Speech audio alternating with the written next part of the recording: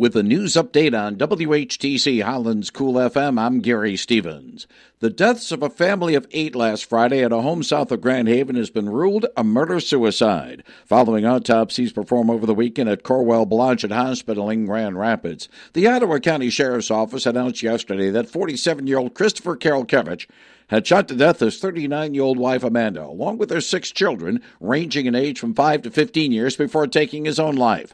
He also set fire to the family's home near Millhouse Bayou by starting the blaze in numerous places inside, leading to the deaths of family pets as well. Sheriff's Detective Captain Jake Sparks admitted that this is far more than a news story. The situation personally impacts dozens, if not hundreds, of people in the county. Our hearts go out to those families, the neighbors, the co-workers, the teachers, the students of Grand Haven Public Schools, and the friends of the victims.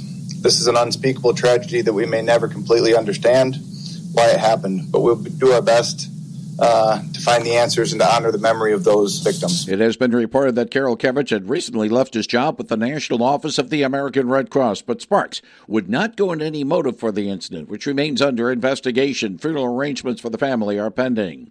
The 65-year-old husband of a 57-year-old woman whose body was found at a residence west of Allegan has been charged with her death. Rodney Olmstead was ordered held on $500,000 bond following an arraignment yesterday in 57th District Court on an open murder count. He was arrested shortly after being treated for minor injuries following the Friday incident at the home in the Monroe Road, 42nd Street vicinity. Allegan County Sheriff's deputies had been dispatched to the dwelling in the 1600 block of Natureview Lane to check on the welfare of Rosa Mercedes Olmstead after she hadn't reported for work for several days, and family and friends were unable to contact her. After getting no response from knocking at the door and seeing blood on the walls when looking through front windows, authorities broke in and found the victim lying dead in the basement with the injured suspect nearby.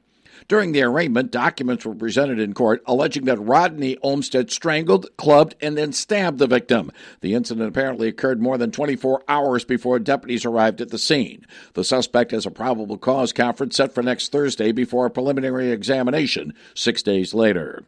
The Lakeshore's longest-serving chief municipal operating officer has died. City of Zeeland officials announced yesterday afternoon the passing of city manager Tim Clunder, who lost his battle with melanoma earlier in the morning. The 57-year-old executive had been battling the disease for 5 years and twice went on medical leave as a result. The most recent absence coming 6 weeks ago, with assistant Kevin Plockmeyer named in both occasions as interim city manager. His death came 19 days after the city had held a celebration in his honor. Mr. Clunder came from the Detroit suburb of Algonac in 2002 to become Zeeland's third-ever city manager at the age of 32. It was a return to his West Michigan roots, as he grew up in Byron Center and received degrees from Grand Valley State and Western Michigan universities. A celebration of life for Mr. Clunder is slated for 1 p.m. on Friday at Faith Church, with visitation from 5 to 8 p.m. the evening before in the Hoagland Room at the Howard Miller Community Center. Arrangements are being made through the Idema Funeral Home. It's a necessary precaution in this day and age being taken by the Ottawa County Sheriff's Office. The biannual Civilian Response to Active Shooter Events class is set for this evening at the county's administration building in the Fillmore Street complex. The 2-hour session provides strategies, guidance, and a proven plan to surviving an active shooter event. This class, as has been the case with other such sessions over the past few years, is already at capacity, according to Sheriff Eric DeBoer. Ultimately, it's trying to find a place where you can shelter, where you can hide, where you can secure the door and keep out of the way. Just running blindly is not always the best way of doing things. So trying to find a place to hunker in, lock things behind you and be quiet. But then if that's not going to work, there's a series of steps that you should go through. And ultimately, at the very end, if you must, then fight. The county is offering an email notification subscription for those interested in attending future CRAZE classes, with a highlighted online link in this story at WHTC.com. A Battle Creek area woman is facing an open murder charge in connection with a deadly domestic dispute. State police say 36-year-old Brittany Grote was arraigned yesterday after a man was found dead inside a Richland Township home last Friday night. The victim's name has yet to be disclosed. Grote was arrested without incident. A 17-year-old has been arrested in connection with a shooting that led to a crash in Gaines Township. Deputies say the victim was shot early yesterday before crashing into a creek. A shelter-in-place order was later lifted after the arrest. An investigation is ongoing. President Trump visited suburban Detroit yesterday, telling supporters his economic policies and tariffs will bring more jobs to the state. Speaking at General Motors' Milford Proving Ground, Mr. Trump argued tariffs on foreign vehicles will strengthen domestic manufacturing and economic improvements will become apparent soon. The president also discussed the conflict with Iran and investments at Selfridge Air National Guard Base and used part of the appearance to promote Republican candidates ahead of next Tuesday's primary election in Michigan. Meanwhile, data center protesters disrupted the president's speech. About 6 protesters were holding signs and chanted, "Data centers, no, people pay the bill." But those chants were drowned out by supporters chanting USA. The protesters were escorted out of the facility by security.